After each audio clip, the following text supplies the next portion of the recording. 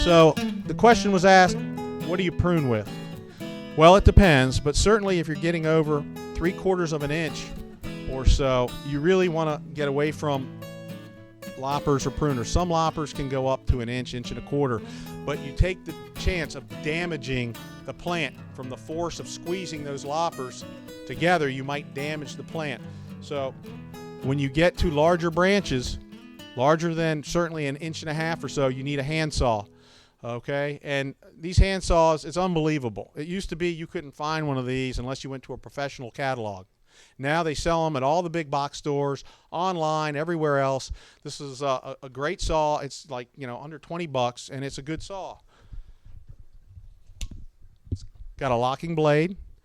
It's sharp. It'll hurt you, okay? So be careful, all right? You think, I've seen people, I can't demonstrate it exactly here.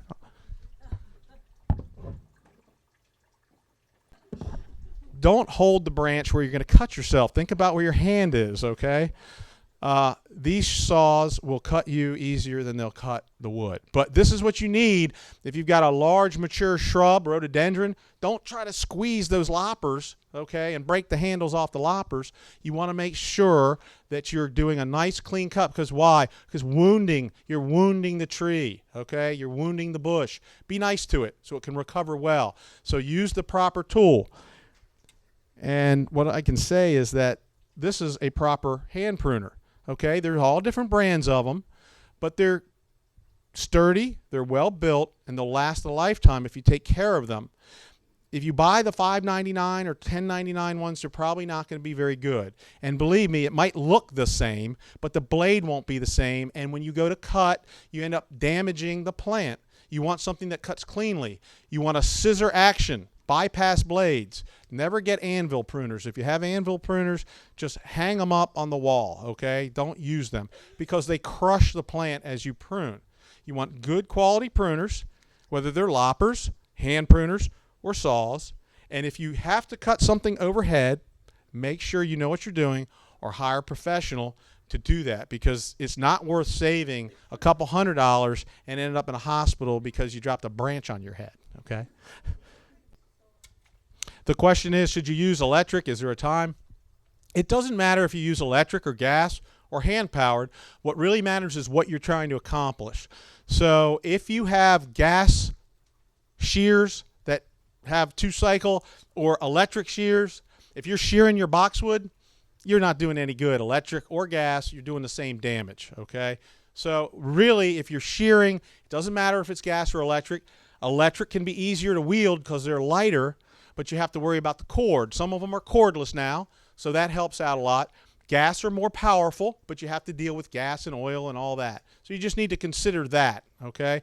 If you're pruning large branches, it could get pretty tiring operating this saw. You might get through the first one and feel good, and by the third one, your arm's going to fall off. You might need a gas or electric chainsaw for that, okay? So just make sure, if you're doing that, we're all kind of macho in our own way, and I know how that works, and you'll take a limb off easily. It might be your own, but make sure you know how it operates, and make sure you read the safety instructions before you go out and do it. Yeah. Preferred method of sharpening. That's an excellent question, because you do want to keep your tools sharp, and I do have a preferred method. I don't think I'm going to be able to show it to you today, but you take a very fine metal file, and if you look at a blade like this, one side is flat and one side is beveled. And what I see is people sharpening both sides the same. The flat side is supposed to be flat. Okay, so other than removing some burrs by running it flat across it, you don't do anything. You sharpen the beveled side and you follow the contour of the bevel. And you just go back right across it multiple times until it's sharp. When you do that, you might not even be able to see it, but you're going to get a little roll of metal that comes up on the other side, and that's when you take your file and you flat go across it to knock that curl off, but you don't sharpen the other side, and you don't sharpen the anvil side, okay? The part that's stationary. You can clean it up a little bit, but don't try to sharpen it. That's where it mates with the blade, Okay, so you want to take your time on that, and if you're not sure how to do it, there are some professional sharpening services out there that you could probably contact. The one thing you don't want to do is ruin a good set of hand or loppers or whatever by grinding them down. Don't use a hand grinder or anything like that. Use a hand file. Some of them now even sell these little sharpening tools, and they're quite handy for their brand. They can work on any brand. Yeah. How aggressive can you be at trimming a hairy lauder? How aggressive can you be at trimming a hairy lauder's walking stick, a Corylus contorta? Well, we grow that plant typically for its twisty, curly branches. And so a lot of times they get big and we go, and we say, I don't know what to do. I like the curly, twisty. The new growth is generally curly and twisty. So you can be fairly aggressive. The thing to look out for them is that they're often grafted. And what I see is a lot of the straight growth coming up from the bottom. And you always want to make sure you take that straight growth off. But I'd be very cautious. I guess, what does the carpenter say? Measure twice, cut once. So let's use that when we prune. Let's think about it before we make our cut. And that's true of hairy lauders. That's true of a Japanese maple, any of these things. Think about what you're going to do. Look at it from a couple different angles and then do it. I would be hesitant to rejuvenate a hairy lauders. I think it would come back. What do you think, Bree? I think it would come back. As long as you're on that upper growth, the part that's grafted on the upper part, it's going to grow back curly. Okay, but if you cut it down to where the graft is, you're going to have a different tree. Probably just some old mulberry tree or something like that. Any other questions?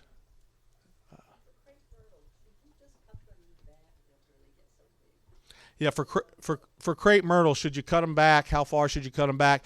You can tell that we're having some sort of climate change because Crapemyrtles every other year used to get killed back to the ground because of our cold winters. They grow back from the ground, but we never had them establishing as trees like we do now. And so now they're just overwintering well, and they're getting bigger and larger, and they're beautiful. They're great. How far should you take that plant back? It really depends on what you want out of that plant. So if you've got a large tree variety and it's growing right against your house, you might consider removing it, or you might consider cutting it back pretty severely, knowing full well that you're probably going to have to keep pruning it back in subsequent years. But because Crapemyrtles are so forgiving and they flower on new wood, you can really cut them back how you like. You might alter their look to some degree. I mean, if you've got a multi-stem, 3-stem, and you cut off one of those stems, I think you've just degraded the plant, and so you might just want a different plant. I mean, I think a 3-stem is a much more attractive look for a Crapemyrtle than a 2-stem. Okay? Yeah.